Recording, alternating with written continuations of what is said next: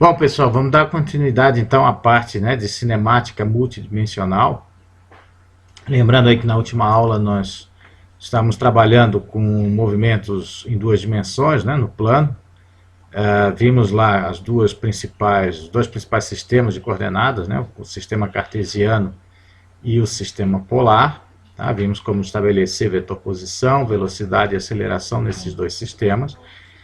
E também fizemos duas aplicações de caso, né? Uma era o movimento de projéteis, né? Assim como a gente vê desde o ensino médio, né? Com terra plana, sem rotação e sem ar, né? E o segundo caso era o movimento circular. Na ocasião, inclusive, vimos que o fato, né, de a única força presente no movimento projétil, que era a força-peso, né, estar na direção de uma dos eixos, né, cartesianos, facilitava a solução para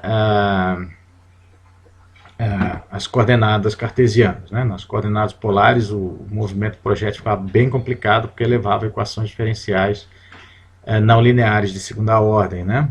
E aí não tinha solução analítica. No caso do movimento circular, era o contrário. Né? A única força presente era a força centrípeta, né? Por essa razão, a solução ficava muito simples, né, em coordenadas polares, e em coordenadas cartesianas, o movimento circular levava a equações diferenciais de segunda ordem não linear sem solução analítica. Então, como agora, né, no exercício desafio que vocês tinham que entregar, né, nós tínhamos aí uma partícula de massa m, né, livre para movimentar-se no plano, né, sujeita a uma única força, que é a força central, né, que é a força elástica, cuja solução unidimensional, né, a gente já conhece bem, mas numa situação bidimensional é um pouco diferente. Né? Essa partícula, embora esteja sujeita a só uma força central, ela a princípio pode se movimentar livremente no plano, né? Não há necessidade de ser unidimensional. Tá? Então precisava escolher um sistema qualquer de coordenadas, né, e descrever as equações de movimento. Bom, como a força central, né, ela já está explicitada aí na direção da coordenada r polar, né, menos kr, é natural que a gente busque a solução nas coordenadas polares. Então vamos lá. Tá? Então quando a gente faz isso, né, lembrando em conta que a força é central e depende de r, tá? A gente então tem, né, a aceleração radial, ok? Bem estabelecida, né, pela força central dividido pela massa da partícula, né, então vai ficar K sobre M, né, negativo, né, porque a força é negativa, aponta na direção do centro. Né, e eu já vou substituir esse K sobre M aqui para não carregar, né, nas equações por ômega zero quadrado, né, como a gente tradicionalmente faz na solução unidimensional. Né, tá? E, por outro lado, né, a aceleração na direção θ é zero, não há força nessa direção, né, portanto é zero. Okay? Bom, quando a gente substitui a aceleração radial e a aceleração em θ, né, pelas expressões que a gente já viu na aula passada, né, que são expressões diferenciais de segunda ordem, né, nós temos então a aceleração radial, né, d2r dt2, né, derivada segunda de r em relação ao tempo, menos aqui o que a gente chamou de aceleração perdão, centrípeta, né, menos r vezes o quadrado de dθ dt, tá? Isso vai ser igual então a menos ômega zero ao quadrado vezes r, né, que foi como a gente estabeleceu no problema. E aqui vai ser igual a zero, né? Então eu tenho aqui r vezes a derivada segunda de θ em relação a t, mais aqui a expressão, né, da aceleração de Coriolis, tá? É igual a zero. Ok? Bom, dando continuidade então à solução, né, nós vamos perceber que esse segundo termo ele pode ser reescrito da seguinte forma. Segundo termo não, perdão, né, a aceleração em θ pode ser reescrito da seguinte forma. Bom, é conveniente, mas não é trivial, né? Assim, a gente olha aquele termo, né, não vai logo de cara ter a ideia de reescrevê-lo desta forma, tá? Mas realmente a gente pode reescrever, né, como 1 sobre R vezes a derivada, né, dessa quantidade, né, R quadrado vezes dθ dt. Tá? Vocês podem verificar isso aí fazendo, né, explicitamente. Vou fazer só aqui o primeiro termo, né? Então, o primeiro vezes a derivada do segundo, né, vai ficar R quadrado d2θ dt2, vezes 1 sobre R que está do lado de fora, fica só R, né? Então, é o que a gente tem no primeiro termo. Tá? O segundo termo é a derivada do primeiro, né? Então vai ficar 2R, dr dt, dθ dt, né? Dividido por R, então fica só o termo que está aqui explicitado. Tá?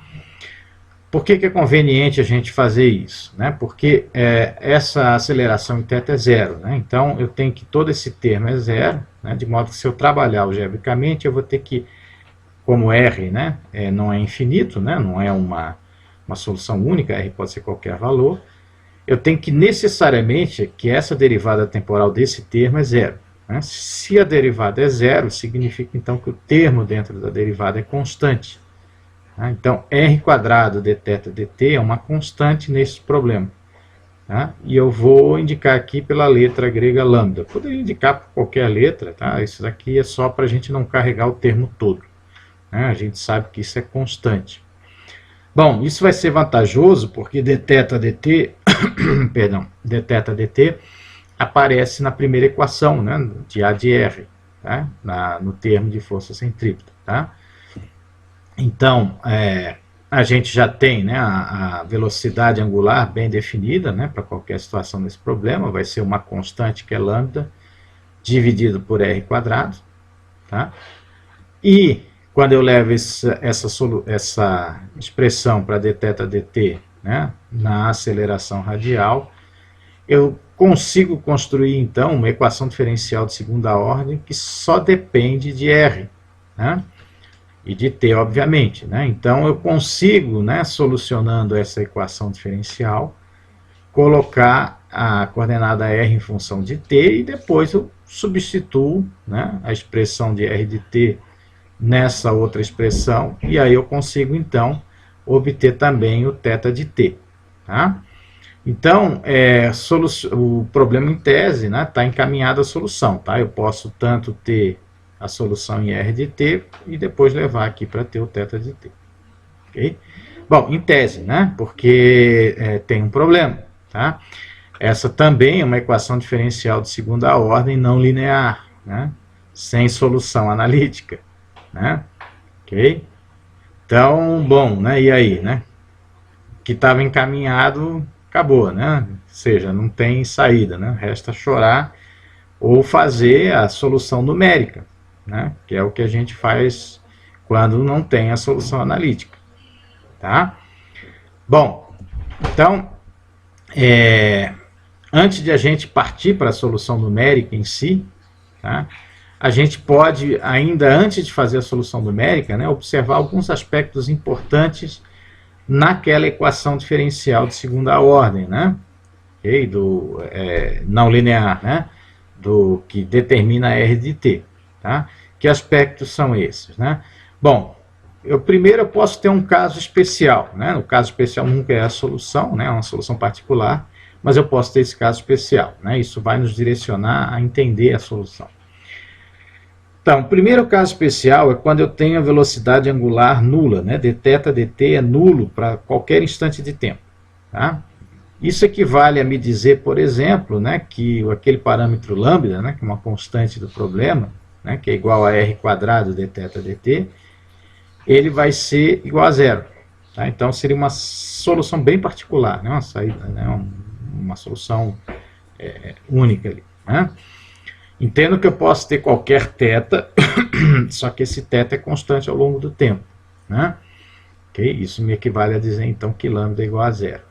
Bom, quando eu faço isso, então, na equação diferencial de segunda ordem, né, que determina R de t, eu fico com uma expressão bastante conhecida, né, que, na verdade, é a equação que determina o movimento harmônico simples unidimensional.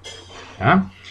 Então, o que significa dizer isso? Que se θ é constante, né, eu vou ter um movimento harmônico simples, né, ao longo de uma direção radial qualquer, tá? Que o θ pode ser qualquer nessa ocasião, ele é constante, mas pode ser qualquer. E se eu for desenhar isso, né, no plano, tá, eu vou ter uma reta.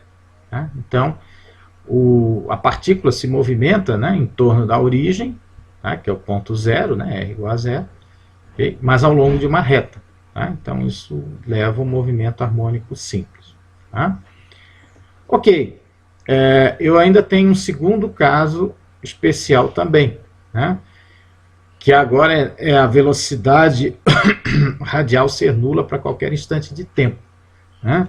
Se a velocidade radial é nula, isso significa dizer que o raio é constante, né, ao longo do tempo.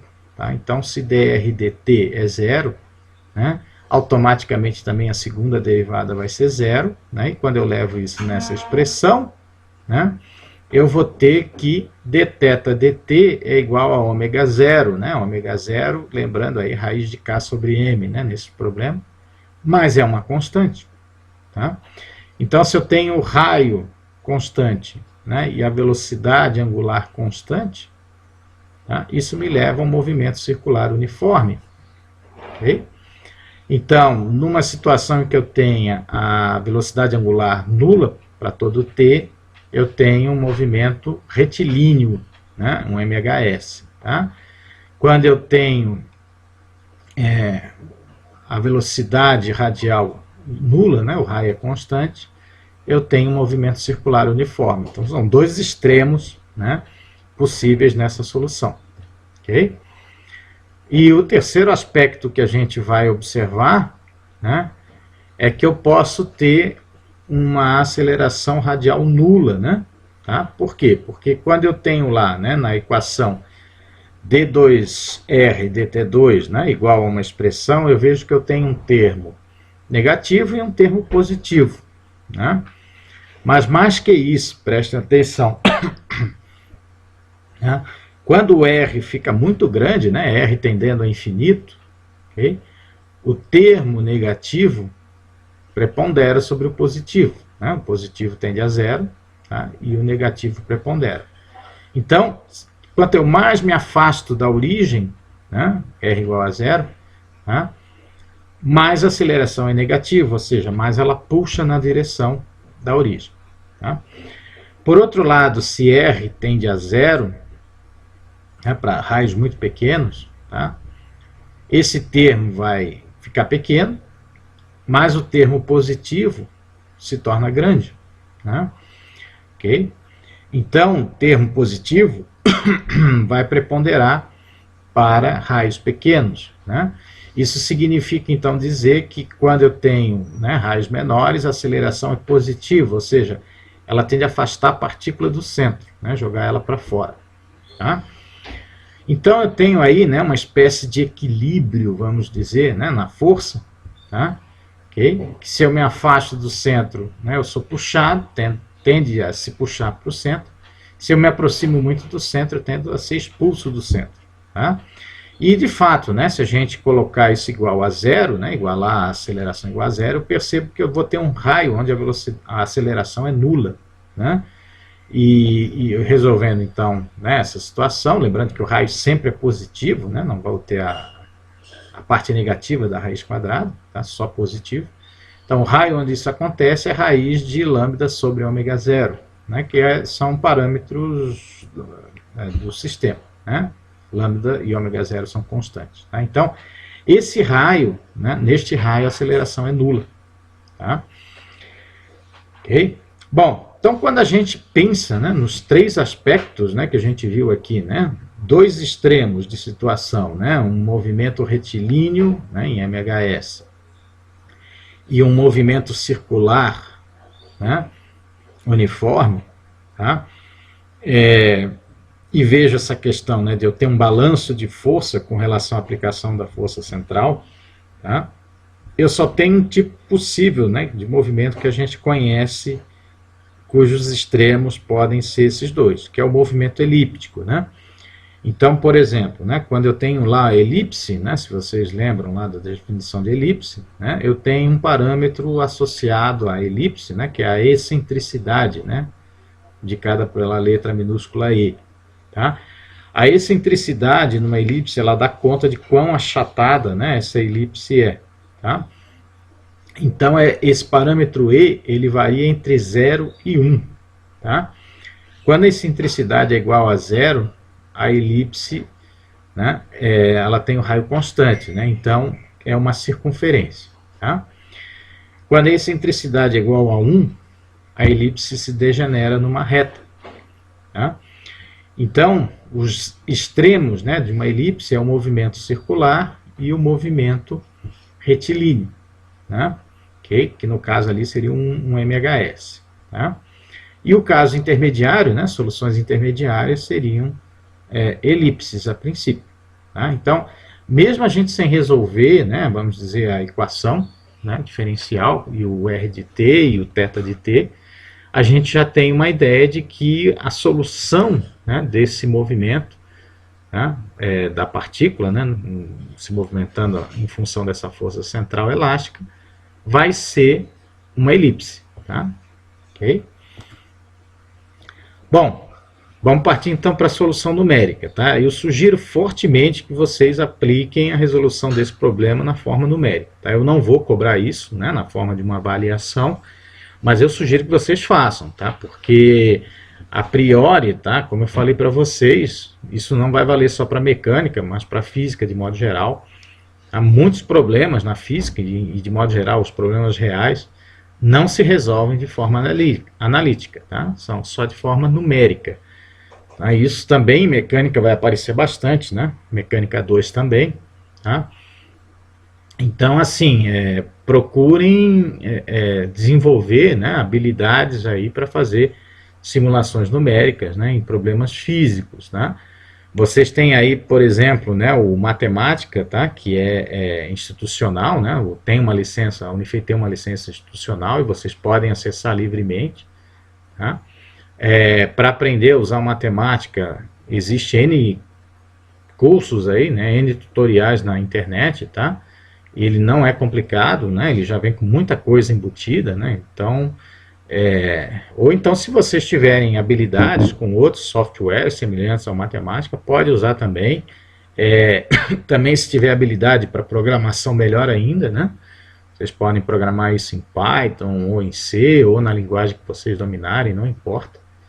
Tá? Mas construam essa habilidade, tá? Vocês vão precisar na vida de vocês como físicos, tá? Não tem jeito, tá? Então, procurem ter alguma habilidade, né, com relação a algum tipo de software, alguma coisa, que vocês possam produzir simulações numéricas. Tá? Eu vou então aqui mostrar a simulação numérica, né, da resolução daquelas duas equações. Né? Okay? Nós ficamos com um sistema de duas equações, né, dr d2r dt2, né, igual a menos ômega 0 quadrado vezes r, né, mais lambda ao quadrado sobre r ao cubo, ok? E a segunda equação é dθ dt, né, igual a lambda sobre r. Tá? Então, essas duas equações eu vou fazer uma simulação numérica e vou mostrar aqui os resultados para vocês então. Tá? Okay?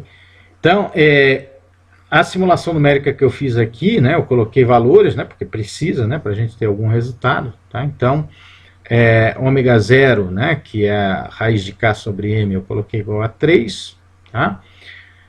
Aqui eu não coloquei as unidades, porque não é tão fundamental, mas estão todas no SI, né, radianos por segundo, né, ok, ômega 0. R0 igual a 2 metros, né, θ0 igual a 60 graus.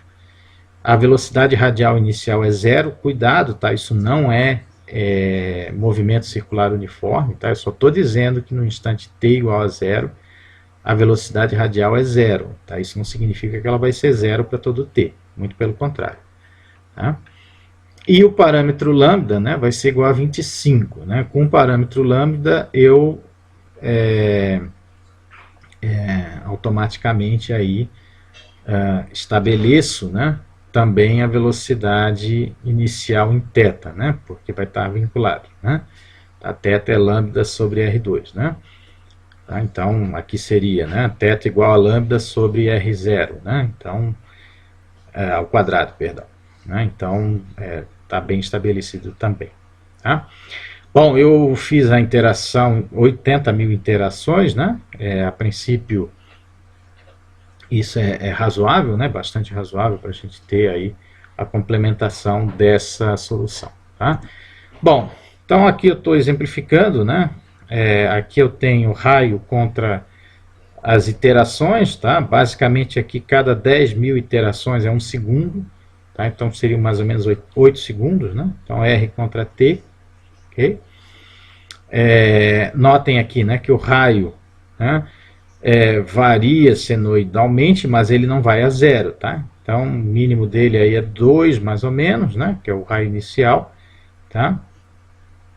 E vai um pouquinho além de 4, tá? Então ele fica oscilando senoidalmente, né?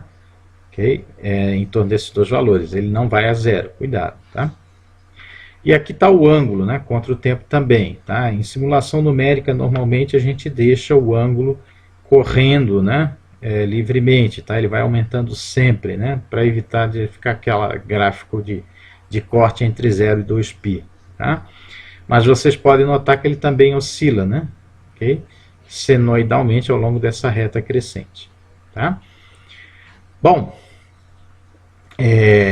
então isso é para o raio e para o ângulo, né? E quando eu faço então para o restante, né, para a órbita, por exemplo, tá? O que eu obtenho é isso aí então, tá? No plano XY, ok?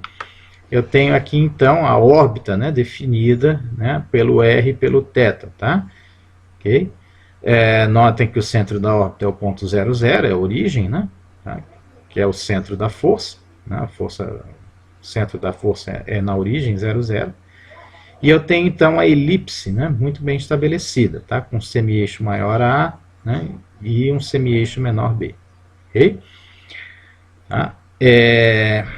Aqui nesse gráfico, tá? Eu peço desculpas, está um pouco pequeno, né? Eu tenho a aceleração no eixo Y contra o raio, né, no eixo X. Tá? Então, a linha para aceleração igual a zero, né, tá nessa linha aqui. Okay? Então, eu tenho acelerações positivas, né, maior do que zero, tá, para raios pequenos, e acelerações negativas para raios grandes, né, aquilo que a gente já vinha comentando, né, e está aqui, saiu também na simulação numérica, né, ou seja, quando o raio se torna grande, a aceleração se torna negativa e puxa na direção do centro, né. Então, para raios grandes, eu tenho uma força maior, né, que puxa na direção do centro. Para raios pequenos, né, B é o menor raio possível aqui nessa situação, tá, eu tenho acelerações positivas expulsando para o centro, então aí o raio volta a aumentar. Tá? E isso ocorre de forma periódica, obviamente. Né? Tá? Então, volto a falar, né? Aquela construção de argumentos que a gente fez antes da solução numérica, né, já nos mostra, um paliativo, né, para nos mostrar se a simulação numérica está correta ou não, porque tem isso também, né? Eu vou simular numericamente, o que vai dar? Não sei, eu tenho que ver, né? Mas será que a minha simulação está certa, né? Ela está coerente? Então, assim, é preciso fazer uma pré-análise sempre antes de partir necessariamente para a simulação numérica, tá? Então a gente sabe que, obviamente, a gente consegue, né, construir o resultado de forma correta. Bom, eu não mostrei aqui, mas é possível, né, com a simulação numérica que eu construí, também fazer ali os dois extremos, né, o movimento circular e o movimento retilíneo. Tá? Não vou reproduzir aqui, mas obviamente, se vocês fizerem, né, uma programação qualquer, em um software qualquer, ou mesmo uma programação pura, né, em Python, tá? Verifiquem se os dois extremos ocorrem na simulação de vocês. Tá? Isso também é um teste, né? Ou seja, com os parâmetros adequados eu tenho que obter um movimento harmônico simples, unidimensional, né? Ou um movimento circular uniforme, tá? Mudando os parâmetros iniciais. Tá? Então, isso é um teste também para simulação. Beleza? Então, bom, tá bonito, né? Assim, é legal, tal, né? Mas tem um porém aqui, né? Por isso que eu coloquei lá no início, né? Resolução e uma boa lição, né? Quando a gente viu que a força central era dependente de R, a gente falou, puxa vida, Então vamos usar as coordenadas polares, né? Afinal de contas, com isso a gente evita problemas, né, de equações diferenciais de segunda ordem não linear, né? Não foi o que ocorreu. A gente acabou batendo com esse problema, né? E a gente ignorou totalmente a ideia de tentar por coordenadas cartesianas, né? E sei lá, né? Vamos ver o que acontece, né? Se de repente por coordenadas cartesianas ficar mais fácil, né? Por alguma razão qualquer, sei lá, né? Vamos tentar montar, né? E ver o que acontece. Pode ser até que de repente, por coordenadas cartesianas, a simulação numérica ficasse mais fácil, sei lá. Vamos ver então. Bom, quando eu coloco então a componente da força, né, na direção x, por exemplo, aqui estou exemplificando só para a direção x, né, eu vou ter então a força central, F de R, né, vezes cosseno θ. Tá? Isso é a componente x da força central. Tá? Então, quando eu substituo por extenso, F de R, né, vai ficar menos K vezes R, vezes cosseno θ. Mas como eu estou trabalhando com coordenadas cartesianas, eu tenho que substituir R e o cosseno θ pelos equivalentes cartesianos, né? Então, R vai ficar raiz de x² mais y², né? E o cosseno θ é x sobre R, né? Ou seja, x sobre a raiz de x² mais y². A raiz, então, corta, o R corta, né? E eu vou ficar com uma força menos kx. Muito fácil, né, de resolver essa questão. Da mesma forma, para y, o raciocínio é idêntico, né? Eu vou ter menos k vezes r seno θ e vai dar na mesma, né? Eu vou ter que na componente y a força é menos ky. Então, eu chego à conclusão seguinte, né? Eu vou ter um oscilador harmônico bidimensional com frequências iguais nas duas direções, né? O ômega zero vai valer para a x e a y, tá? Então eu tenho, né, a x igual a menos k sobre m vezes x, né, que é menos ômega zero quadrado vezes x, ok? E da mesma forma, a aceleração em y vai ser menos ômega zero quadrado vezes y, tá? Ora, se eu substituir a x e a y, né, pelas diferenciais de segunda ordem, né, d2x dt2, por exemplo, né, aqui nessa situação, eu vou ter equações diferenciais que a gente conhece bem, né, são equações diferenciais do movimento harmônico simples, tá, nas duas direções, x e y. Tá? Então eu tenho as soluções muito bem definidas. Né? X de t, né, vai ser a amplitude em x, né, vezes cosseno de ômega zero vezes t mais a defasagem em x. E y de t vai ter a sua amplitude, a de y, vezes cosseno de ômega zero t mais a defasagem em y. Então está solucionado. Isso é solução analítica, né, para x e para t, para as duas direções. Tá? A única coisa que eu preciso para completar a solução é definir, né, a amplitude em x e y e as defasagens de x e y. E com isso, voilá, né? A solução analítica está pronta, em 3 passos. Né? Okay? Bom, dessa forma, né, se eu quiser definir as defasagens e as amplitudes, né, eu vou precisar definir as velocidades nessas duas direções, o que não é complicado, porque, veja bem, né, voltando um pouquinho lá, né, se eu quiser, por exemplo, a velocidade em x, né, eu basta derivar essa expressão, o que é trivial. Né? A velocidade em x vai ser menos ômega zero vezes ax, vezes seno de ômega zero t mais delta x. Né? Lembrando que a derivada de cosseno é menos seno. Tá? Okay? A mesma coisa vai se proceder para a velocidade em y. Tá? Então, eu vou ficar com seno de ômega t delta x, né, para a velocidade, e cosseno de ômega t mais delta x para as posições. Tá? Agora, quando t igual a zero, né, condição inicial, né, eu fico com x0 igual a ax vezes cosseno de delta x, porque esse termo vai a zero. Né? Da mesma forma, a velocidade inicial em t vai ser menos ômega zero vezes A de x vezes seno delta x, tá? Porque o t é zero.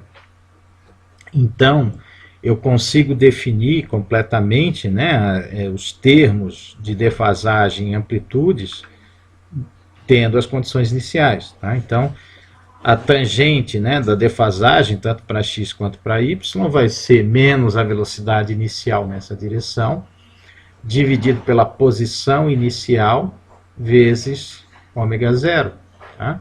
Tanto para x quanto para y. Com isso, então, eu consigo definir os ângulos de defasagem nas duas direções. Uma vez que eu defino essas defasagens, automaticamente as amplitudes ficam definidas pela posição inicial e pelo cosseno da defasagem, tá? Para x e para y. Então, com um conjunto de condições iniciais, eu consigo determinar, tá, completamente o sistema. Okay?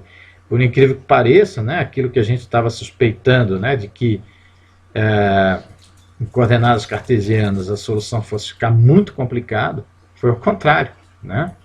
Okay? Via de regra, a gente tem muita facilidade de resolver. Tá? Então, é importante falar isso. Tá? No caso no caso das soluções, né, em mecânica, tá? Tem que tomar muito cuidado. Tá? Às vezes a gente acha que vai para um caminho por causa da força e, na verdade, outro caminho nos indica uma solução muito mais simples. Tá? Mesmo quando o problema não tem solução analítica em qualquer sistema de coordenadas, tá? Às vezes, mesmo para resolver numericamente, fica mais fácil num sistema de coordenadas do que no outro. Né? Leva a menos erros numéricos. Tá? Depois a gente vai comentar um pouco isso. Então, assim, qual a regra, né? Não há regras, tá? Então, é sempre bom tentar montar os sistemas, né? A solução dos sistemas,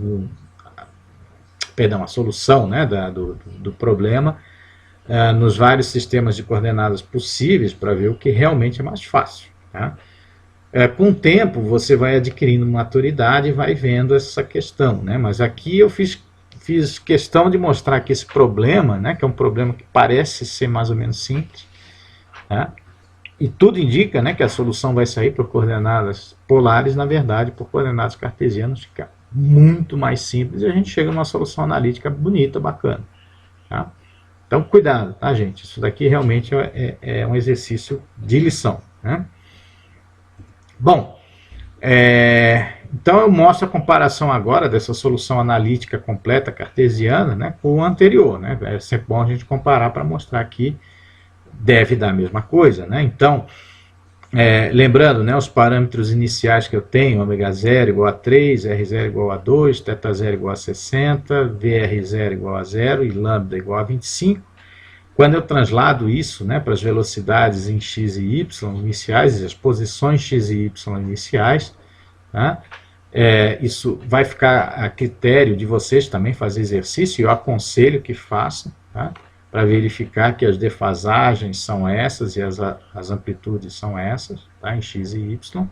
Então, eu vou ter uma defasagem de 74,51 graus em x e uma amplitude em x de 3,744 metros. Tá? Uma defasagem y de menos 50,26 graus e uma amplitude em y de 2,709 metros. Tá? Quando eu levo isso, então, na solução, né, e levanto a órbita, né, ok? A gente pode notar, né, que a solução numérica polar anterior, né, numericamente, obtida numericamente, é igual à solução analítica cartesiana. Ainda bem, tem que ser, né, porque o problema é o mesmo. Né, tá? Inclusive aqui, né, vou fazer vocês notarem o seguinte, né, percebam que aqui está meio grosso o traço, né? Se a gente comparar com relação a isso, né? Em alguns pontos o traço está meio grosso, tá? Isso não é defeito da figura, nem da tela, nem de nada, tá? Basicamente é o seguinte, numa solução numérica, como eu fiz 80 mil iterações, né? é comum a gente ter o chamado erro numérico computacional, né? O que é isso, né? Por mais que você faça as equações bem feitas, né, ou seja, na solução numérica, e por mais que você dobre lá a precisão, problemas de arredondamento vão começar a aparecer e são progressivos, né? Isso significa que aos poucos, né, a solução numérica vai saindo da órbita original e ela pode até divergir se você fizer um conjunto de interações muito grandes, né? Isso é um problema conhecido, né, na parte computacional e que não tem solução, tá? Você tem que trabalhar até um certo limite onde a sua solução não diverge, né? Ok? Ao passo que na solução analítica é sempre a mesma, né? Então não tem problema, né, numérico, tá? Então, assim, só para dar um alerta com isso, né, que assim, na solução numérica tem essa questão, mas dentro dos erros, né, normais e aceitáveis, a gente vê que a solução é exatamente a mesma, né? Ok? Então, fica aí a lição, tá, gente? Tá? Procurem sempre tentar resolver o problema em mais de um sistema de coordenadas, tá? Porque, assim, até pegar a vivência, né, qual vai ser a facilidade, qual vai ser a complexidade maior, demora, né? E isso aí é um aprendizado por de fato. E vai ter situações reais na vida, né? Que se vocês tiverem que pesquisar com isso, que nunca vai ser trivial, né, descobrir qual é o melhor sistema de coordenadas para trabalhar, tá? Realmente só experimentando para ver, ok? Bom, beleza, com isso a gente então encerra a parte de movimentos no plano, tá? Hoje nós vamos começar a falar de movimentos tridimensionais, né, em 3 dimensões, tá, no espaço. Hoje nós vamos se ater apenas à apresentação dos sistemas de coordenadas, né, como que a gente estabelece os vetores posição, velocidade e aceleração nesses sistemas, tá? E basicamente vai ser isso hoje, né, na parte de 3D. Tá? Depois a gente vai dar continuidade, obviamente, ao longo do curso. Bom, uma das coisas que a gente precisa comentar é que quando a gente vai fazer análise em 3D, a gente vai ter complexidades semelhantes, né, ou até piores do que no 2D, mas certamente vai ter que utilizar vetores, tá? Essa ideia, né, da decomposição vetorial do movimento, ela continua, tá? E ela vai ser bastante importante, né, para trabalhar. Às vezes o movimento parece extremamente complicado quando a gente olha ele sendo executado em 3 dimensões, mas quando você faz a decomposição vetorial, ele pode até se transformar, né, em análise bastante simples nas 3 direções consideradas, tá? Então, é importante, né, que essa questão do trabalho com vetores, né, tanto decomposição quanto operações algébricas, né, simples, quanto o cálculo vetorial vão estar presentes, tá? Isso daí não vai ter jeito, né? Tá? E é importante falar também que, embora assim, né, a introdução de mais de um grau de liberdade, né, ou seja, nós vamos agora ter 3 dimensões, tá? Aumenta logicamente a complexidade, mas em algumas situações chaves, né, com condições físicas peculiares, a gente pode reduzir o problema a 2 dimensões. Tá? Isso a gente vai ver algumas situações em que isso ocorre que são de grande importância, né, na solução de problemas físicos, tá? Ok? Certo, então. Bom, vamos começar então quais são, né, os sistemas de coordenadas que a gente utiliza em 3 dimensões, tá? Bom, o primeiro sistema é o chamado sistema retangular, né, que é uma extensão de coordenadas cartesianas para 3 dimensões, tá? Então nós temos as tradicionais x e y, né, que são lineares, tá? Introduzimos agora a coordenada z perpendicular ao plano xy. Tá? Todas as 3, então, são coordenadas espaciais. Né? Por exemplo, posição A aqui eu tenho xa, ya, za. Tá? E essas 3 direções x, y, z, né, são invariantes no tempo. Tá? É o único sistema de coordenadas cujas direções são invariantes no tempo. Tá? Então, se eu quiser fazer, por exemplo, a derivada, né, dx unitário dt, ela é sempre zero, porque a direção x não varia no tempo. Tá? Então vem a pergunta, né? Como que eu descrevo o movimento, né, de uma posição A para uma posição B, né? Ok? Esse movimento ele vai ser uma trajetória qualquer, tridimensional, tá? Ok? E cabe a gente então tentar descrever, né, S de T, né, da posição A para B, e isso obviamente só pode ser feito, né, de modo simplificado, como a decomposição do movimento nas três direções, tá? Então o S de T fica como função de x de t, y de t, z de t. Né? Se eu conseguir descrever como x, y e z variam no tempo, né, eu descrevo S de t. Tá? Eventualmente, né, se o parâmetro t, que é comum às três direções, puder ser colocado em evidência, né, eu posso eventualmente fazer com que z seja uma função de x e y. Isso não vai ser verdade sempre, né, pode ocorrer, tá, mas eu posso parametrizar sim o movimento em função do tempo em algumas situações. Tá? Entendam que aqui z igual a f de xy não descreve uma superfície, tá? Ele descreve uma curva.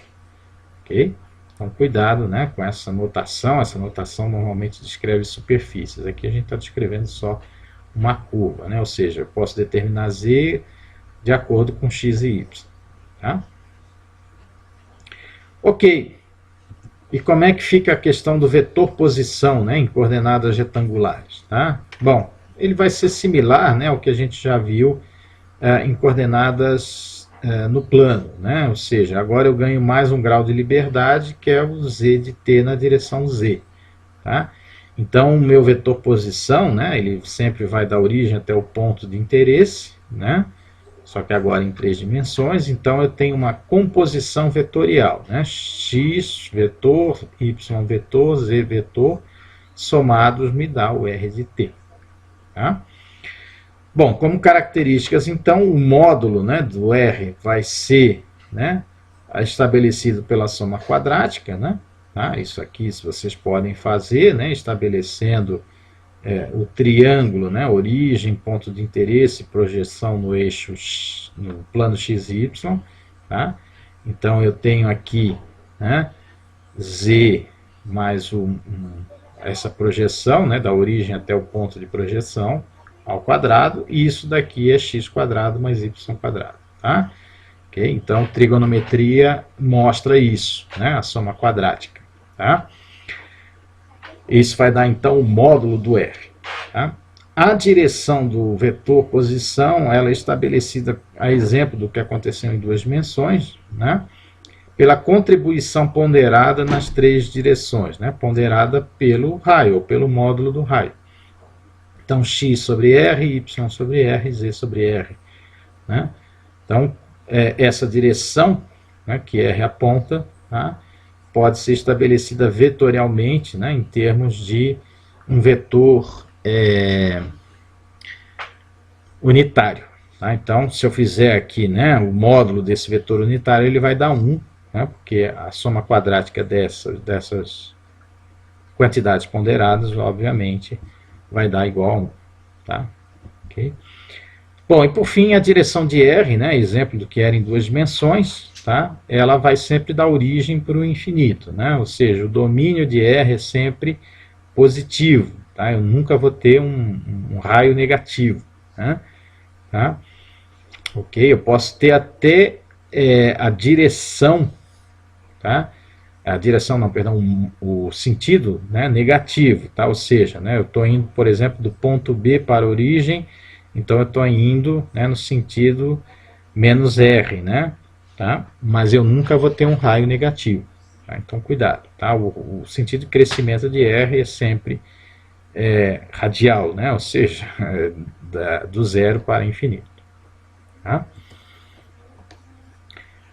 Bom, o vetor velocidade, então, né, ele vai ficar, né, a exemplo do que a gente viu em duas dimensões, eu não vou reproduzir aqui novamente, né? É sempre bom lembrar, né, que a velocidade é na trajetória, tá? Então, eu vou ter um elemento infinitesimal de trajetória definindo a velocidade instantânea, né, ds dt, mas a gente sempre pode provar, né, na soma vetorial, tá, que ds é igual a dr, né? Isso a gente fez em 2 dimensões, eu não vou reproduzir aqui de novo, porque é a mesma coisa, tá? Então, a minha velocidade instantânea, né, ao longo da trajetória pode ser definida como dr, né, o vetor posição, dt. Tá? Então, a derivada instantânea naquela posição, né, em relação ao tempo do vetor posição. Okay? Bom, quando eu faço dr dt, né, lembrando que o r, só voltando um pouquinho aqui, tá, o r é isso, né? Tá? Se eu for derivar em relação ao tempo, volto a falar, tá? dx unitário dt, né, porque aqui é um produto, né? Eu tenho o módulo vezes o vetor unitário, tá? Mas dx unitário dt é zero, tá? Essas direções x unitário, y unitário e z unitário, elas são invariantes no tempo, tá? Elas não têm como serem alteradas, tá? Então, com isso, né, a velocidade ela vai só depender das derivadas dos módulos, né, de x, y e z. Tá? Okay? De modo, então, que eu posso descrever, né, o vetor velocidade com 3 componentes, uma em cada direção. Tá? Velocidade em x, velocidade em y e velocidade na direção z. Tá? De modo similar, eu também tenho as acelerações. Tá? Lembrando que o vetor aceleração também pode ser descrito, né, como a derivada de segunda ordem, né, do vetor posição. Né? Na verdade é S, mas eu tenho essa equivalência com o vetor posição. Tá? E de novo, né, eu vou ter as derivadas só dos módulos, né, de segunda ordem. Tá? De modo que também eu posso descrever a aceleração, né, como um termo na direção x, um termo na direção y, um termo na direção z. Ok? Perfeito. Bom, além das coordenadas retangulares, eu tenho outros 2 tipos de coordenadas, né, de sistemas de coordenadas. Tá? O primeiro que a gente vai analisar são as chamadas coordenadas cilíndricas. Né? Então, acompanhe aqui. Nas coordenadas cilíndricas, eu tenho 2 coordenadas, né, espaciais e uma angular. Tá? Então, eu tenho a coordenada ρ, tá, ou a direção ρ, tá, que é igualzinho a coordenada r polar. Okay? Eu tenho a coordenada z, né, que é igualzinho ao z retangular. Tá? E eu tenho o ângulo φ, que é igualzinho ao θ polar em 2 dimensões. Tá? Então, ρ e φ são iguaizinhos às coordenadas polares que a gente já utilizou. Né? São no plano XY, inclusive, também. E a direção z retangular também é usada nesse sistema de coordenadas. Tá?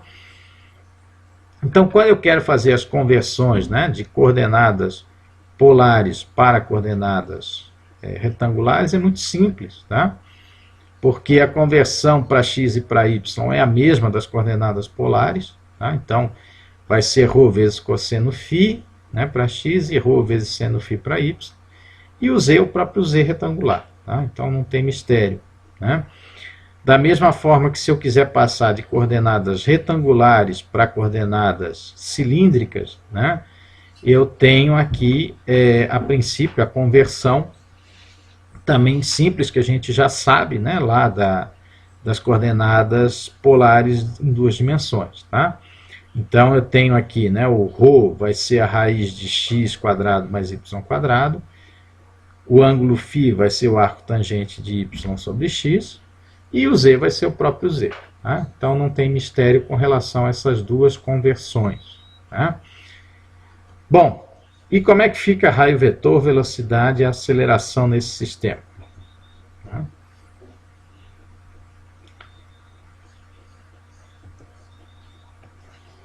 Bom, basicamente, né, eu tenho que, antes de partir, né, para essas definições, né, eu analisar aí os chamadas variações direcionais. Né? Por que isso? Né? No sistema retangular, como eu já comentei, as direções não variam. Né? X unitário, Y unitário e Z unitário são invariantes no tempo. Tá? Porém, nesse sistema de coordenadas cilíndricas, tá, a direção dessas coordenadas muda, né? Por quê? Porque, por exemplo, na medida em que o objeto se movimenta, né, o ângulo φ muda, tá? Okay? Inclusive a sua direção, né? Tá? A direção do vetor. E ρ também, né? ρ também muda a direção, tá? Então, as variações direcionais elas vão acontecer em função da movimentação do próprio corpo que está sendo acompanhado, tá? Com isso, então, eu preciso levar isso em conta, né, na hora de estabelecer, por exemplo, as velocidades lá na frente, tá? Então, as variações direcionais, tá, a gente pode analisar, por exemplo, com relação às direções invariantes x e y, né? Por quê? Porque a coordenada z cilíndrica é igual à coordenada z retangular. E ela não vai variar na direção, tá? Então, z não varia na direção, ela sempre é a mesma, né? Porém, ρ e φ variam. Só que essa variação, né, do ρ unitário e do φ unitário, a gente já viu em coordenadas polares bidimensionais, tá? E vai ser exatamente a mesma coisa, né? O ρ aqui, né, projetado, né, vai ter a contribuição de x cosseno φ, tá, positiva, tá? E de y seno φ também na direção positiva, tá? A contribuição para φ, né, vai ser uma parcela negativa, nota que é para φ menor que zero, né, de x, tá, que é x seno φ, okay, projetado nesse eixo, né, e y cosseno φ, né, projetado nesse eixo, mas na direção positiva, tá, ok? Então essas contribuições, né, a gente já viu, né, essas variações direcionais a gente já viu em coordenadas polares, são iguais, né? Não tem diferença, ok? Bom, o que vai definir aqui, né, que quando a gente está com duas dimensões, né, x, y, mais uma terceira z, tá, eu tenho que tomar cuidado com o vetor posição, tá? Porque lembre-se, né, a velocidade vai ser dr dt, né, sempre o vetor posição, sempre a variação temporal do vetor posição.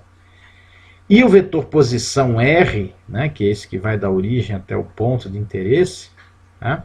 Se vocês notarem, né, nesse plano aqui, ó, formado pelo ponto de interesse, coordenada Z, né, origem, projeção do ponto de interesse no plano XY, tá? Esse plano aqui, okay? Se vocês perceberem, o vetor R é a diagonal dele, né, tá? Desse retângulo, ok? Então, por ser a diagonal, eu tenho um triângulo retângulo, né, formado por R, Z e ρ. Tá? Okay?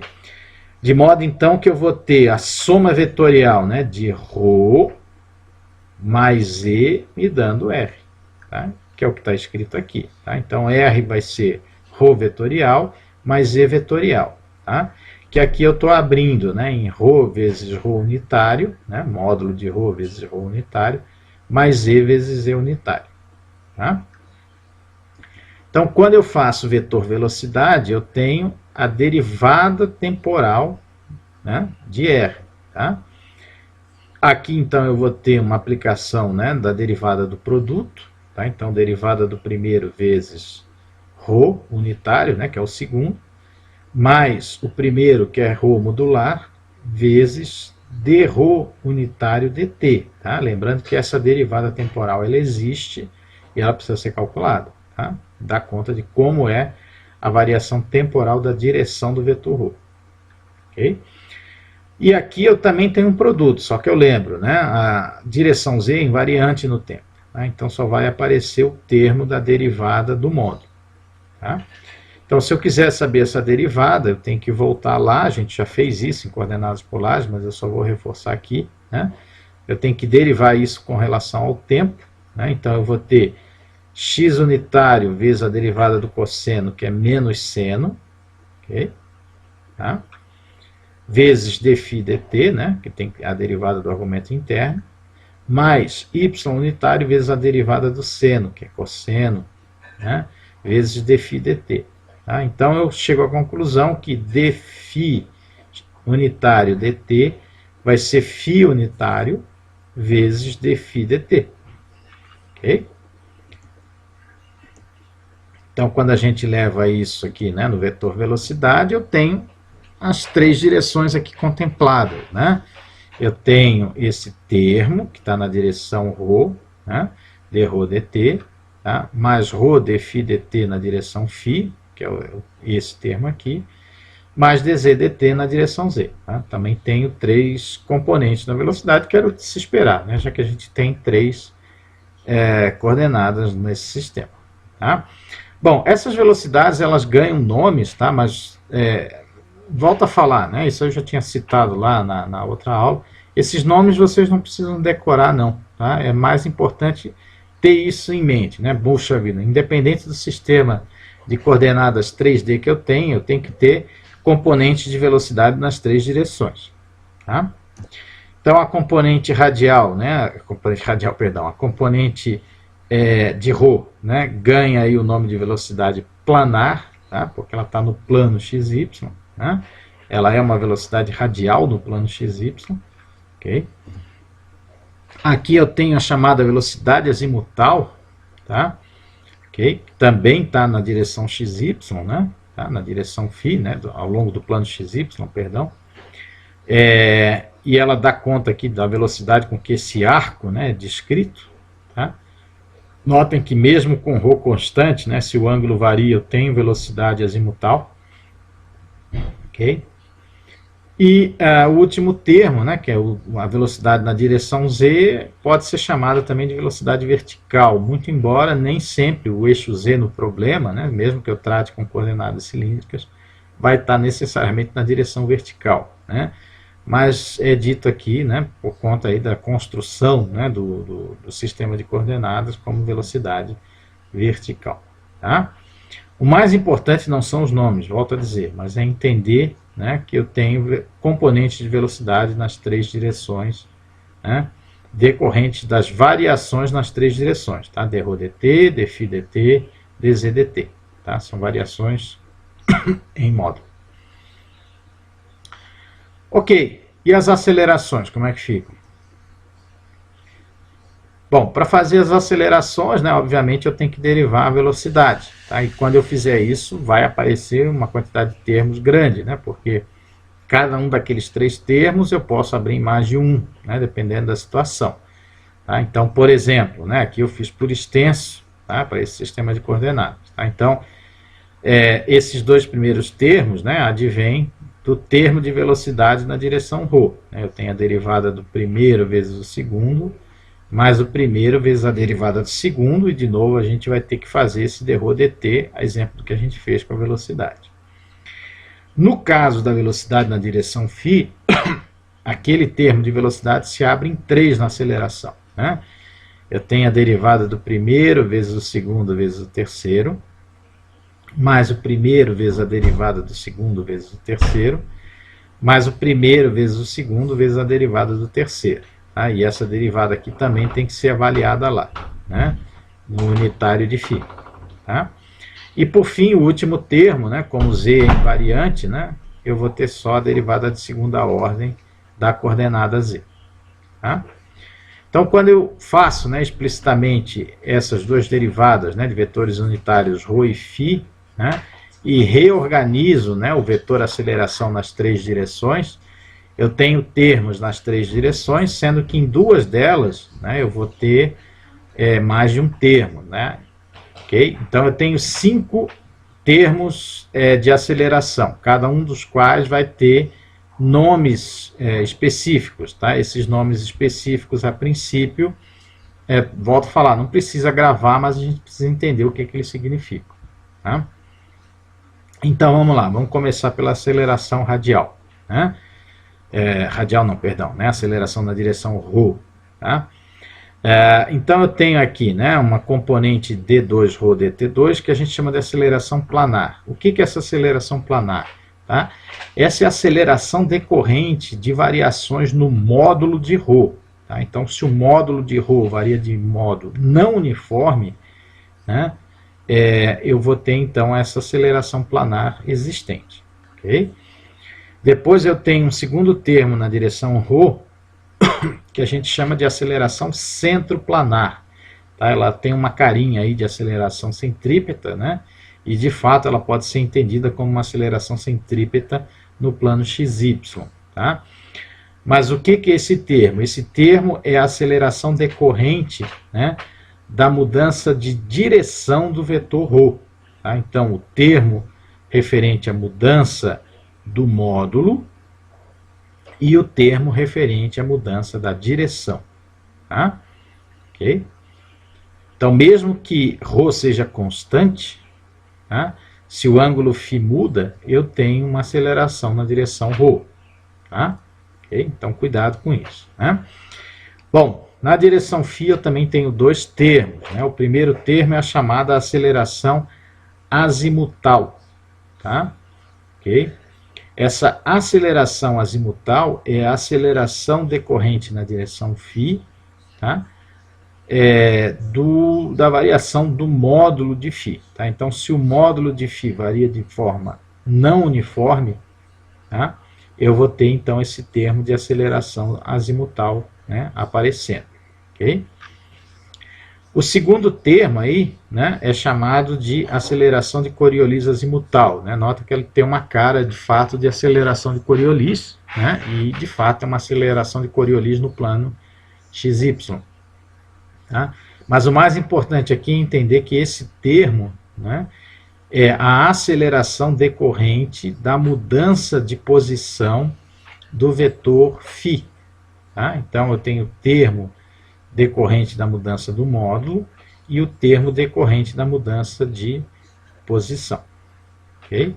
E, por último, na direção z, eu tenho a aceleração vertical, né, que é a aceleração do módulo de z. Como a direção z é invariante, né, isso fica reforçado aqui, não vem o termo, né, referente à mudança de direção de z, porque a direção z não muda.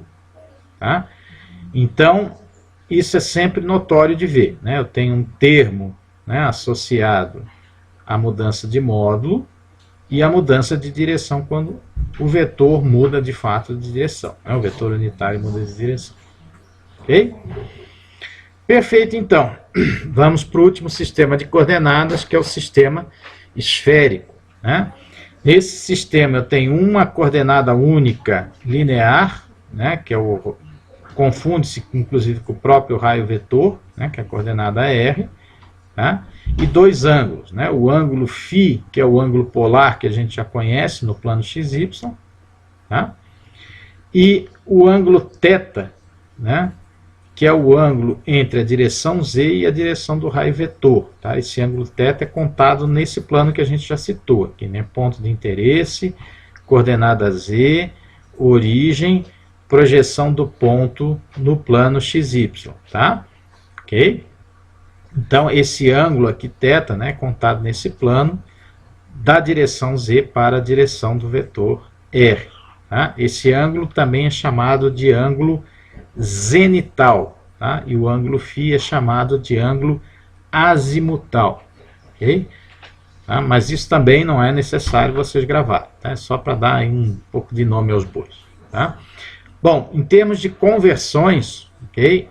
As conversões aqui são também baseadas em trigonometria, tá? Então, se eu quiser converter coordenadas esféricas para coordenadas retangulares, né, eu tenho que usar trigonometria. Tá? Então, aqui eu tenho, por exemplo, né, o vetor R, se eu quiser projetar no plano XY, né, em função do ângulo θ, né, R seno θ, que é o cateto oposto ao ângulo, é exatamente a projeção no plano XY. Tá? Isso equivale também ao ρ, né, ao ρ das coordenadas cilíndricas ou ao R das coordenadas polares bidimensionais. Tá? Então, R seno θ é a projeção de R no plano XY. Tá? E ele aparece aqui, R seno θ. Então, eu tenho ρ cosseno φ para x, né? O ρ é R seno θ, então R seno θ cosseno φ para x. E eu tenho ρ seno, né, que é o cateto oposto, igual a y, né? Tá? Rho seno φ, okay? Sendo que o ρ é R seno θ, tá? Para y. Então vai ficar R seno θ seno y. Okay? Bom, e por fim, né, para z, tá? nesse plano que está aqui, eu tenho o triângulo Z, origem, ponto de interesse, tá? O Z é o cateto adjacente à hipotenusa, que é o R, tá? Então, R cosseno θ me dá Z. Tá? Bom, as projeções, né, ao contrário, né, as conversões contrárias, né, se eu quiser passar de coordenadas retangulares para coordenadas esféricas, tá? Eu tenho então, né, R vai ser definido pelo módulo, né, isso a gente já viu aí no vetor posição, né, tridimensional, tá? Então R vai ser a raiz de x ao quadrado mais y ao quadrado mais e ao quadrado, tá? O θ, existem duas maneiras de a gente determinar, tá? A primeira é a que está aqui indicada, né? Θ vai ser, né, o arco tangente do cateto oposto sobre o cateto adjacente, né? O cateto oposto é ρ, né? O cateto adjacente é z, e ρ, em termos de coordenadas retangulares, né, vai ser a raiz quadrada de x quadrado mais y quadrado. Tá? Então, se eu dividir essa raiz por z, tirar o arco tangente, isso me dá, então, o valor de θ. A segunda maneira é utilizar os valores de z e de r, né? Ou seja, né, como z é o cateto adjacente, né, à hipotenusa, tá, em relação a esse ângulo θ, o θ também vai ser o arco cosseno de z sobre r. Tá? Então, eu poderia colocar aqui arco cosseno de z sobre a raiz, né, porque o r é essa raiz toda, né, sobre a raiz de x quadrado mais y quadrado mais z quadrado. Tá? É uma outra maneira também de determinar, né, o θ baseado só nas coordenadas retangulares. Tá? As duas maneiras são possíveis de serem utilizadas. E por último, para o ângulo φ, né, que é esse ângulo polar aqui no plano XY, tá, vai ser da maneira tradicional que a gente aplicou em coordenadas polares, bidimensionais, e nas coordenadas cilíndricas tridimensionais. Tá? Φ vai ser simplesmente o arco tangente de y sobre x. Ok? Perfeito. Então, definidos isso, né, vamos definir então o vetor posição, a velocidade e aceleração nessas coordenadas, mas para isso a gente precisa ver primeiro, né, os variantes direcionais. Tá? Ok. As variações direcionais é bom a gente fazer em duas etapas. Tá? Vamos fazer uma primeira etapa nesse plano aqui, que a gente já vem comentando, né? Ponto de interesse, Z, origem, projeção do ponto de interesse no plano XY. Tá? Vamos fazer então as variações direcionais com relação, né, a esse plano. Então esse plano, né, é formado pela direção Z e pela direção ρ, né, no plano XY. E aqui eu tenho definido também o raio vetor, né, nas coordenadas esféricas, tá? E θ, né, que está na direção perpendicular ao R. Okay? E aqui, se vocês notarem, né, o θ cresce, né, de Z para R, então, portanto, né, a direção do θ estaria aqui para baixo do plano XY, né, como está aqui explicitado. Tá? Então, quando eu faço essas projeções, né, projetando ρ e Z nas direções R e θ, eu tenho as seguintes projeções. Tá? Vamos primeiro para R. Né? Então, se eu quiser projetar ρ em R, né, eu tenho essa parcela aqui, que é o cateto oposto ao θ. Né? Então, vai ser ρ seno θ projetado na direção positiva de R. Tá? Então, ρ seno θ. O Z, né, é o cateto adjacente a θ. Então, ele vai ser projetado como Z cosseno θ, também na direção positiva de R. Tá? Então, Z cosseno θ. Ok? Para a direção θ unitário, notem, né, o ρ é o cateto adjacente ao ângulo θ. Então, ele é projetado como ρ cosseno θ na direção positiva de θ. Tá? Então, está aqui, ρ cosseno θ. E o Z, né, ele é aqui, né, se eu projetar em relação ao ângulo θ, né, ele é o cateto oposto, tá? E ele vai ser projetado na direção negativa de θ. Tá? Então, Z seno θ, né, que é essa quantidade aqui, ela é projetada na direção negativa de θ. tá? Por isso que aparece o sinal negativo aqui, ok? Então, os direcionais R e θ em função de ρ unitário e Z unitário estão aqui explicitados, só que eu quero, de novo, né, em função das direções invariantes, né, que são x unitário, y unitário e R unitário, e Z unitário, perdão. Então, Z unitário já aparece aqui, mas eu tenho que substituir esse ρ unitário, né, por x unitário e y unitário. Tá? Então, para isso, a gente faz uma segunda análise no plano XY. Só que essa análise, né, a gente já está careca, né, de fazer. Tá? Eu, pelo menos, estou. Né, já estou careca já começando a ficar careca de fazer. Tá? Ou seja, né, eu tenho aqui a direção ρ e a direção φ, e isso aqui é exatamente a mesma projeção que a gente já fez em coordenadas polares bidimensionais. Nas coordenadas cilíndricas, né, tridimensionais, é exatamente a mesma coisa. Tá? Então, eu tenho como definir o ρ em função de x e y. Tá? Ou seja, né, voltando um pouquinho, esse ρ que aparece aqui, né, para R unitário e θ unitário, a gente sabe como defini-lo. Tá? Tá aqui, ó, em função de x unitário e y unitário. Tá? Então, quando eu somo, né, essas duas análises nas variações direcionais, para ter, de fato, os direcionais de R, θ e φ em função dos invariantes x, y e z, eu tenho o seguinte aspecto. Tá? R unitário, né, vai ser x unitário seno θ cosseno φ, mais y unitário seno θ seno φ, mais E unitário cosseno θ. Tá? O θ unitário tem uma expressão similar, né? Cosseno θ cosseno φ na direção x, cosseno θ seno φ na direção y, e menos seno θ na direção z. Tá? E por fim, o φ unitário vai ser igual ao de coordenadas polares bidimensionais e de coordenadas cilíndricas tridimensionais. Né? A direção dele permanece porque o vetor é o mesmo.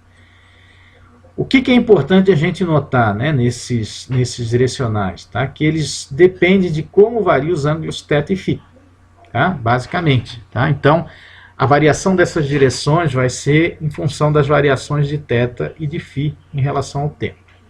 Tá? Bom, a gente já vai tirar aqui as derivadas temporais direcionais, tá? Porque elas vão ser de interesse na hora de determinar os vetores de velocidade e aceleração. Tá? Eu recomendo fortemente que vocês façam essas derivadas temporais direcionais em casa. Tá? Eu aqui já estou colocando os resultados finais, né? Porque se eu for abrir, por exemplo, né, derivar o termo R aqui, né, R unitário, em função do tempo, né, eu vou ter aqui dois termos, né, dθ, dφ, né, ok? E isso vai começar a carregar, tá? Ok? Então, assim, para fazer essas derivadas todas aqui, depois verificar, puxa vida, isso é θ unitário, isso é φ unitário, etc. e tal, tá? Eu aconselho que vocês façam em casa, tá?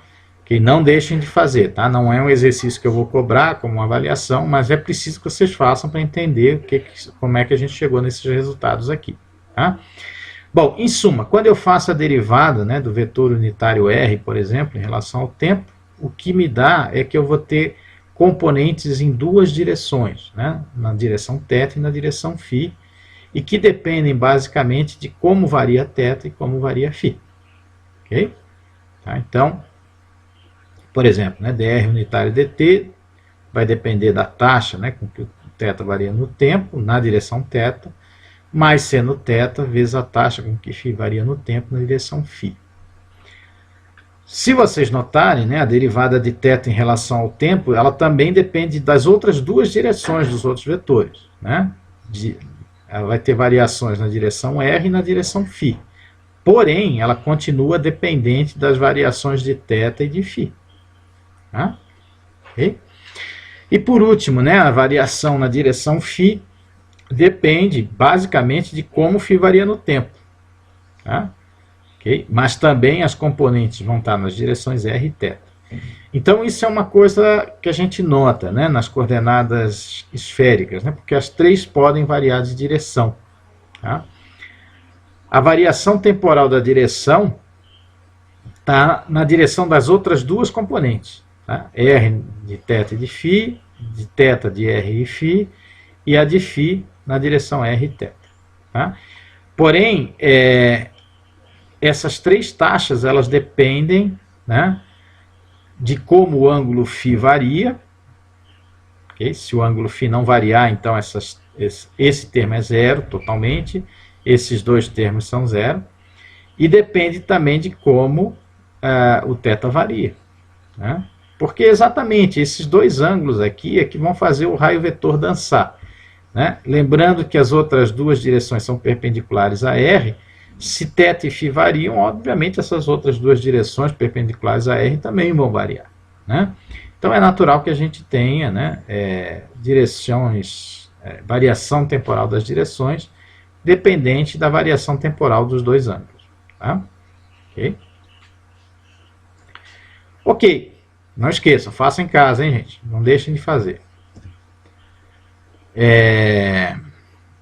Ok, então o vetor posição, né, aqui nas coordenadas esféricas, ele está confundido, né, basicamente com o próprio vetor R, né, o vetor coordenada R. Tá? Então essa é uma vantagem das coordenadas esféricas, de modo então que esse vetor posição ele fica muito simples de ser determinado. Ele é módulo de R vezes a direcional de R. Né? Então, se eu faço vetor velocidade, eu tenho duas componentes a princípio, né? Derivada do módulo de R em relação a t na direção R, mais R vezes a derivada da direção R em relação a t. Só que a gente já viu que essa derivada da direção R, ela tem componentes nas duas direções, θ e φ, tá? Que é o que aparece aqui, ó, θ e φ. Tá? Então, o meu vetor velocidade, né, como era natural de se esperar, tem componentes nas três direções. Tá? Na direção radial, na direção de θ, do ângulo zenital, e na direção de φ, né, que é o ângulo azimutal. Tá? Essas três componentes também ganham nomes, tá? Embora não seja importante, né, vocês declararem esses nomes. Tá? Eu tenho a chamada velocidade radial, né, okay, na direção R. Aqui eu tenho a chamada velocidade zenital, né, que é como esse arco zenital varia com o tempo. Né? Okay? Então, nesse plano aqui, né, Z, P, né, projeção de P no plano XY origem. Tá? E eu tenho a chamada velocidade azimutal, né, que é como esse arco aqui varia, né, ao longo do tempo, tá, no plano XY. Okay? Então, é totalmente projetado no plano XY, né, o braço do raio, tá, e depende de t naturalmente. Tá? Ok? E a aceleração, como é que fica? A aceleração vai ficar um pandemônio, né? Porque cada um daqueles três termos ali que aparecem na velocidade vão ser deriváveis, né? E lembrem-se, né, as direções ali envolvidas também têm derivadas temporais, né? A direção R unitário, direção θ unitária e a direção φ unitário têm derivadas, né, temporais, né? Não são nulas. Tá? Então, esse vetor velocidade, vetor aceleração vai ficar bastante complicado. Tá? Eu vou ter termos nas três direções, isso é normal, né? A gente já esperava isso. Só que cada um dos módulos aqui, né, A de R, A de θ e A de φ, vão ter três componentes. Tá? Bom, de novo eu aconselho fortemente, né, que vocês peguem, voltando aqui um pouquinho, tá? Que vocês peguem essa velocidade, né, que está aqui na tela para vocês e derivem, né, para obter as velocidades, as acelerações, perdão. Tá? Então aqui, né, vai aparecer um produto, aqui vai aparecer um produto triplo, né, então derivado primeiro, segundo, vezes terceiro, então vão ser três termos, aqui vai dar dois termos, né? Aqui são 1, 2, 3, 4 termos, tá? Então vai ter que fazer separado cada um deles, tá? E os termos envolvendo dr, dt, né, dr unitário, dt, dθ, dt, e dφ dt tem que ser feitos, né? A gente já fez lá atrás, a gente já sabe os resultados, então é substituir. Tá? Mas vocês já estão vendo que vai ficar uma tripa enorme, né, de termos, tá? E quando a gente faz, alguns podem ser aglutinados, né, porque são similares, tá? No fundo acaba acontecendo isso, tá? Que a gente já comentou, né? Cada um dos termos em aceleração, tá? Vão ter 3 termos associados, tá? Então a de R tem 3 termos, a de θ tem 3 termos e a de φ tem 3 termos. Façam isso em casa, hein? Precisa fazer, tá? Bom, vamos ver os termos então das acelerações, tá? De novo, volto a falar, não é importante gravar os nomes, é importante entender o que esses termos significam. Então, o A de R, né, o módulo da aceleração radial, vai ter 3 termos aqui, tá, que a gente está vendo. Tá? O primeiro termo a gente chama de aceleração radial propriamente dita. Tá? Esse termo ele surge, né, em função de variações do módulo de R, né, não uniformes. Tá? Então, se o valor do módulo de R varia de modo não uniforme, esse termo vai aparecer. Tá? D2R, dt2. Ok? Depois eu tenho um segundo termo aqui, né, que tem uma carinha aí de aceleração centrípeta, né? Ele de fato vai ser uma aceleração centrípeta nesse plano, né, que a gente vem comentando, ponto de interesse, Z, origem, projeção do ponto de interesse, tá? Que a gente chama de aceleração centrozenital. Tá? Esse termo ele surge em função, né, da variação da direção de R, do vetor R, tá? Em função da variação de θ. Okay? Então, mesmo que o vetor R seja constante, se o ângulo θ variar, tá, eu tenho essa aceleração presente. Tá? Okay? Então, isso dá conta apenas da mudança de direção do vetor R em função da mudança de θ. Tá? E eu tenho um terceiro termo que a gente chama de aceleração centroazimutal. Ela também tem uma cara de aceleração centrípeta e, de fato, ela é uma aceleração centrípeta, né, associada aqui no plano XY. Mas mais importante do que a gente entender isso é a gente entender que esse termo de aceleração radial ele surge em função da variação do ângulo φ. Tá? Então, ele me dá conta de uma aceleração em função da mudança de direção do vetor R, okay? Em função do ângulo φ. Notem que mesmo que o módulo de R seja constante, né? Então esse termo é zero, e o módulo de θ seja constante, o segundo termo também é zero, eu ainda assim posso ter uma aceleração na direção radial, bastando que φ mude. Tá? Okay? Então, voltando aqui, né? Okay? Primeiro termo do módulo e os 2 termos seguintes em relação à direção. Tá? Um, como dependendo, né, de como θ varia, e outro dependendo de como φ varia. Tá? Ok, então aceleração radial, fechou.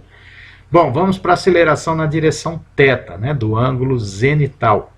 Tá? De novo vão aparecer 3 termos. Né? O primeiro relativo ao módulo e os outros 2 relativos à mudança de direção de θ. Então vamos tentar entender isso. Bom, o primeiro termo é chamado de aceleração tangenzenital. Tá? E esse termo aqui está exclusivamente ligado, né, à mudança não uniforme, né, no módulo de θ. Tá? Então, se o módulo de θ variar de modo não uniforme, eu vou ter essa aceleração presente. Tá? Okay? Ela seria uma espécie de aceleração angular nesse plano.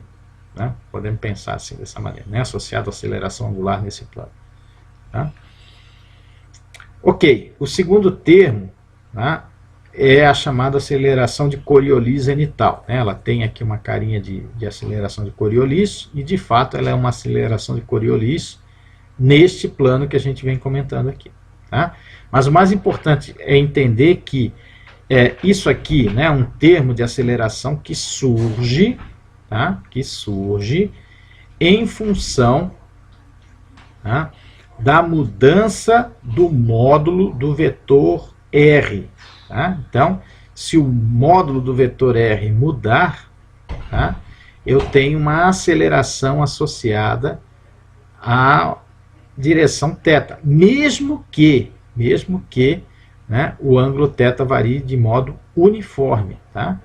Então, se eu tenho dθ dt constante, né, ok, dθ dt é constante, né, e dr dt varia, esse termo de aceleração aparece. Tá? Ok?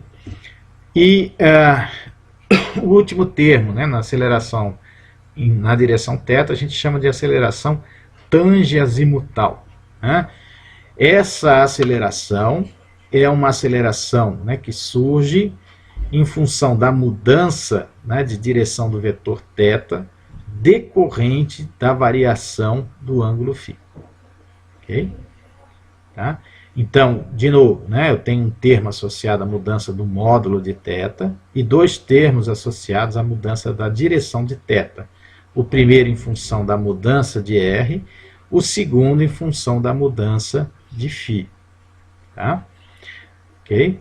Então, mesmo que θ seja constante e R seja constante, tá?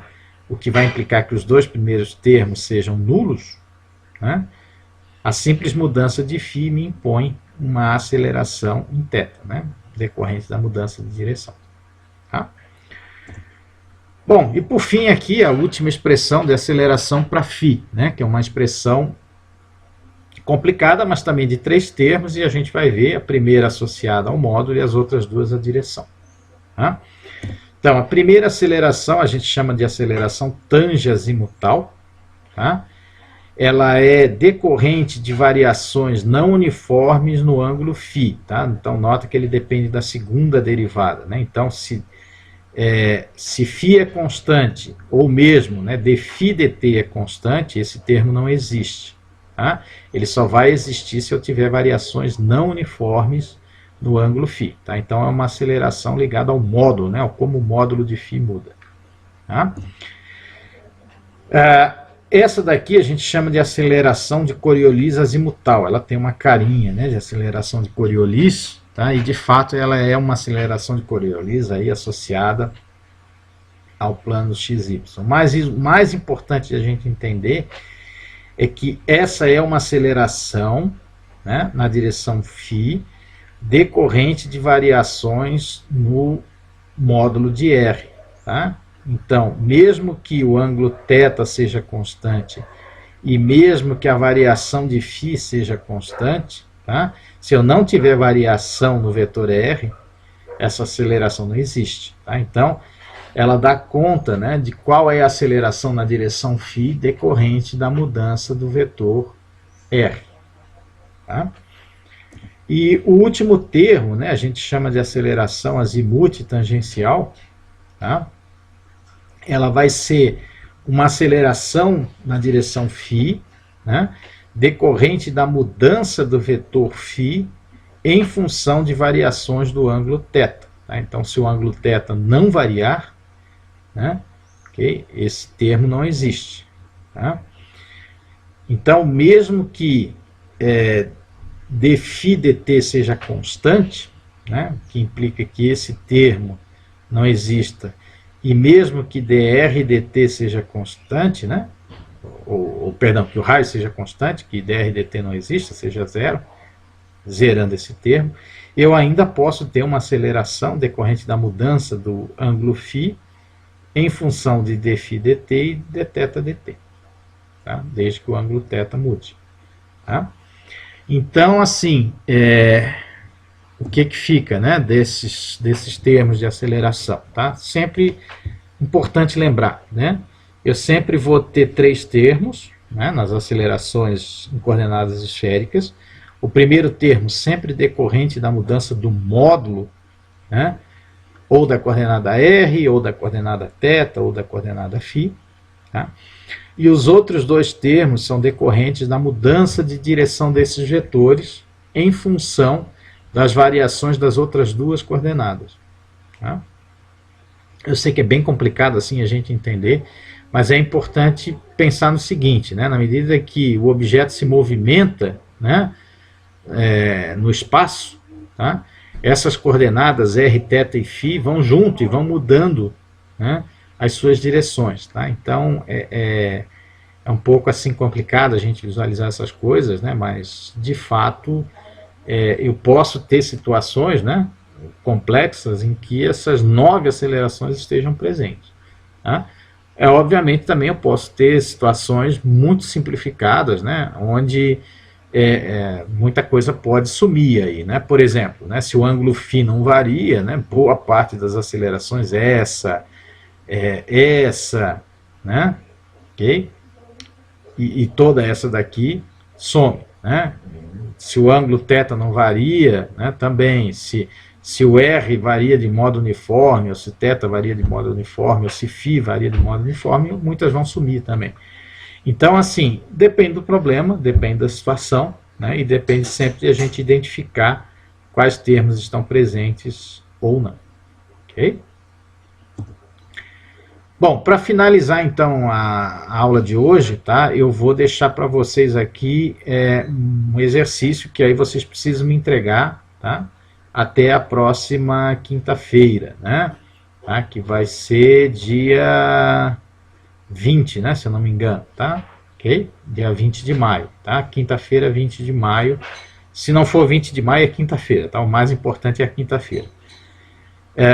Que é o seguinte, tá? A gente já fez o exercício, né, do projétil, tá? Já foi pedido para vocês, né, em coordenadas polares e coordenadas cartesianas, né? Ou seja, uma situação simplificada, como a gente entende lá desde o ensino médio, né? Terra sem rotação, terra plana e sem ar. Agora nós vamos introduzir uma complicação, tá? Que é o seguinte, a Terra continua plana e sem ar, tá? Então a gente não precisa se preocupar com isso, né? Com raio de curvatura e nem com arrasto hidrodinâmico. Mas a gente vai introduzir agora uma Terra com rotação, tá? Ok? Então, assim, eu quero que vocês resolvam a trajetória genérica do projétil nessa situação, tá? Quando eu falo genérico, é para qualquer direção, em qualquer situação, tá? Okay? Então, cuidado. O que vai ser constante nesse problema? Tá? O que vai ser constante nesse problema é o seguinte, gente, tá? O eixo X, tá? Aqui está, na verdade, né, o nosso sistema retangular, tá? X, Y, Z. Não quer dizer, tá? Cuidado, tá? Não quer dizer que vocês precisam necessariamente resolver em coordenadas retangulares, tá? Eu só estou postando aqui porque as coordenadas retangulares, né, as direções das coordenadas retangulares, x unitário, y unitário e z unitário, são invariantes, tá? Por isso que eu estou colocando dessa forma, tá? Então, o nosso sistema XYZ, ele vai ter direções invariantes, tá? Então, o x vai apontar para leste, né, de onde o projétil é lançado, Y vai apontar para norte, de onde o projétil é lançado, e Z vai apontar para o alto, tá? Perpendicular, então, à terra plana, né? Na direção de onde cresce a altura. Tá? Então, essas coisas têm que ser constantes na resolução do problema. Tá? Ok? Bom, aqui eu dou um exemplo. Tá? Isso é um exemplo, não é a solução, é um exemplo, cuidado, tá? Não é a solução genérica, é só um exemplo, né, para vocês mais ou menos entenderem o que vai acontecer. Tá? Então, por exemplo, né, se eu tivesse a situação, né, do problema anterior, né, Terra sem rotação, eu teria, né, então, uma parábola se desenvolvendo num plano, né, e o plano seria, então, o plano Z, né, e essa direção aqui, né, para onde eu atirei o projétil, né, que eu posso chamar aqui de ρ, tá? Porque não deixa de ser aí mais ou menos um ρ, né, com relação às direções x e y. Tá?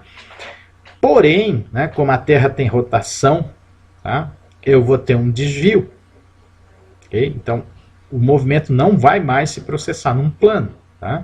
Não tem mais como descrever esse movimento num plano, ele vai se processar necessariamente em 3 dimensões, tá? Então, essa trajetória aqui, por exemplo, está sendo colocada, né, em azul, tá, escuro, e a projeção da trajetória no plano XY, né, imaginando uma iluminação vinda lá de Z igual ao infinito, né, está aqui desenhada em azul claro. Tá? Então, nessa situação específica, cuidado, tá? Nessa situação específica, o projétil se desloca, né, para a esquerda do plano originalmente pensado. Tá? Okay? Mas, bom, se ele vai se projetar para a esquerda, para a direita, isso depende da situação. Então, cuidado quando for fazer a solução genérica.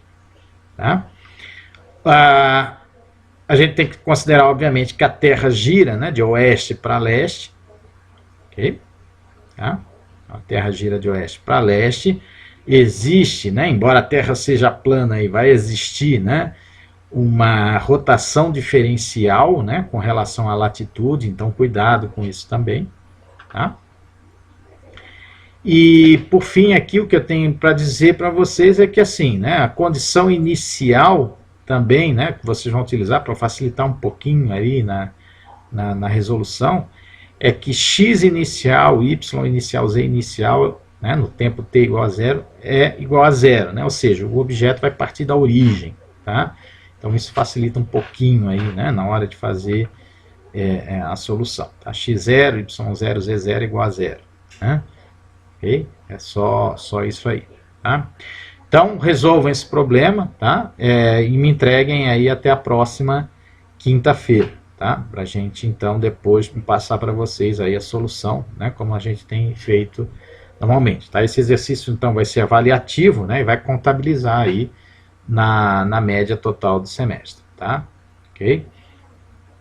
Bom, então, é isso por hoje, tá, pessoal? Ficamos por aqui, tá? A gente depois vai dar continuidade no movimento 3D, analisando alguns aspectos aí físicos importantes, né, que surgem para análise de movimentos em 3D, tá? Na próxima aula, ok? Até lá então.